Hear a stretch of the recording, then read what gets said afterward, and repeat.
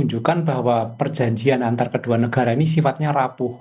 Jadi ketika ada pihak yang memprovokasi, maka mereka dengan cepat akan melakukan perang lagi. Ini menunjukkan bahwa sebenarnya perjanjiannya rapuh.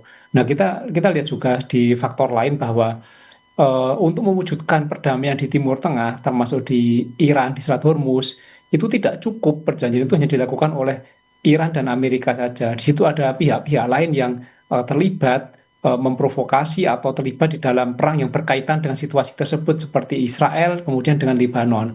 Nah, kalau kita melihat situasi ini, maka sebenarnya memang perjanjian yang rapuh tersebut, sudah banyak pengamat yang menduga seperti itu, maka akan mudah sekali akan terjadi pelanggaran-pelanggaran, termasuk serangan. Iran mengklaim bahwa Amerika duluan, Amerika mengklaim bahwa Iran duluan, tapi faktanya bahwa kedua pihak ini saling menyerang pasca perjanjian ditandatangani. Jadi nampaknya memang perjanjian itu tidak cukup. Jadi perlu ada upaya-upaya lain untuk mewujudkan perdamaian di Timur Tengah. Jadi siapa Mas pihak-pihak atau aktor yang berkepentingan agar konflik ini tidak meluas? Kalau kita melihat di dalam misalnya disiplin intelijen, sebenarnya dalam suatu peristiwa itu bisa ditanyakan suatu pertanyaan cui bono, siapa yang diuntungkan dari peristiwa ini. Sebenarnya perjanjian antara Iran dan Amerika itu ada pihak yang tidak suka, ada yang tidak suka mereka melakukan perdamaian, seperti Israel misalnya. Karena Israel punya kepentingan supaya Amerika terus melakukan serangan terhadap Iran, sehingga Israel akan merasa aman jika Iran itu takluk atau kalah oleh Amerika. Nah, banyak kemungkinan yang menyebutkan bahwa Israel salah satu negara yang memprovokasi supaya perjanjian ini tidak terjadi atau kemudian dibatalkan atau dilanggar. Jadi saya kira itu salah satu hal yang menjadi dugaan banyak orang. Tapi saya kira masuk akal kita melihat bahwa sebelum perjanjian ditatani pun Israel terus melakukan aksi-aksi supaya hal itu tidak terjadi, perjanjian tidak terjadi. Jadi ketika mewujudkan perdamaian di Timur Tengah, maka Israel, Lebanon, Amerika, Iran itu harus duduk bersama dan mendatangani perjanjian, tidak hanya Iran dan Amerika saja. Tapi kelihatannya penandatanganan perjanjian ini tidak semulus yang kita kira, Mas Tanis. Apakah perlu ada peran dari negara teluk, kemudian kekuatan Eropa, atau justru tekanan ekonomi yang sebenarnya yang bisa berperan paling banyak untuk kemudian menghentikan serangan aksi saling balas ini? Ya, tidak mudah mewujudkan perdamaian di Timur Tengah yang konfliknya sudah cukup lama, kemudian permusuhan juga sudah cukup lama, tidak hanya konflik masalah wilayah misalnya, tapi juga ideologi. Jadi saya kira memang perlu pihak lain seperti negara-negara di kawasan untuk bersatu untuk mewujudkan ini.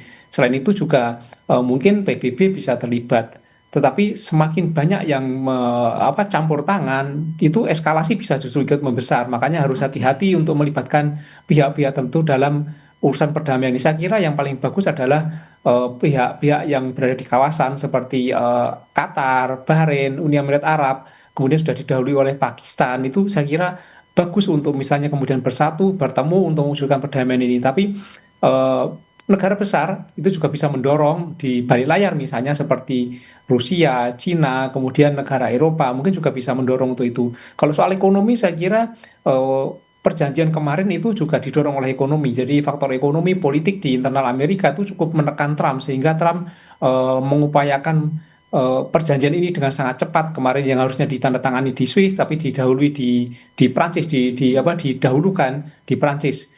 Tetapi kita melihat bahwa perjanjian tanpa melibatkan Israel, tanpa melibatkan Lebanon itu rapuh. Akhirnya terjadi seperti ini. Jadi kalau melihat dari dinamika yang terjadi sampai dengan hari ini, apakah peluang perundingan damai ini masih realistis, Mas Tanis? Ya, kita harus optimis bahwa perdamaian akan terjadi. Itu adalah komitmen harusnya semua pihak untuk mewujudkan perdamaian. Jadi arah kita harus sana. Kita tidak bisa memihak Amerika, memihak Israel, atau memihak pihak yang berperang. Jadi kita harus mendorong bahwa semua pihak yang di kawasan, misalnya pihak negara-negara Timur Tengah itu untuk bersatu. Saya kira ketika mereka mau bersatu, bertemu, perdamaian bisa terwujud. Kuncinya adalah mau bertemu. Kalau kita melihat bahwa perjanjian antara Amerika dan Iran itu tidak didahului dengan pertemuan. Mereka menandatangani secara digital di tempat yang berbeda. Jadi saya kira kuncinya adalah pertemuan ketika pihak-pihak yang berperan ini bertemu, kemudian ada penengah. Saya kira perdamaian meskipun agak lambat itu pasti bisa terwujud. Ya, Mas, tapi kalau melihat dari konflik sebenarnya yang terjadi hingga saat ini antara Amerika Serikat, Iran, dan juga Israel, ini ada 3 batu sandungan. Yang pertama adalah soal keamanan Selat Hormuz, kemudian juga program nuklir Iran, dan yang terakhir adalah konflik melalui kelompok proksi seperti Hezbollah di Lebanon. Dari ketiga isu ini, mana sebenarnya yang paling menentukan berhasil atau tidaknya suatu upaya perdamaian? Ya, poros-poros perlawanan memang sangat menentukan ya, karena mereka memang melakukan perlawanan-perlawanan terhadap pihak-pihak yang menjadi musuh mereka, dan ini cukup cukup cukup menjadi dinamika yang penting di Timur Tengah seperti Hizbullah, kemudian Houthi dan lain-lain, seperti di Palestina juga ada Hamas.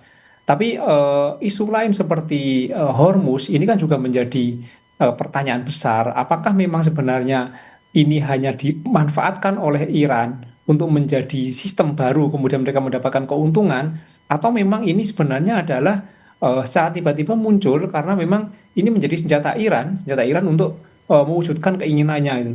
Dan hal lain seperti nuklir misalnya.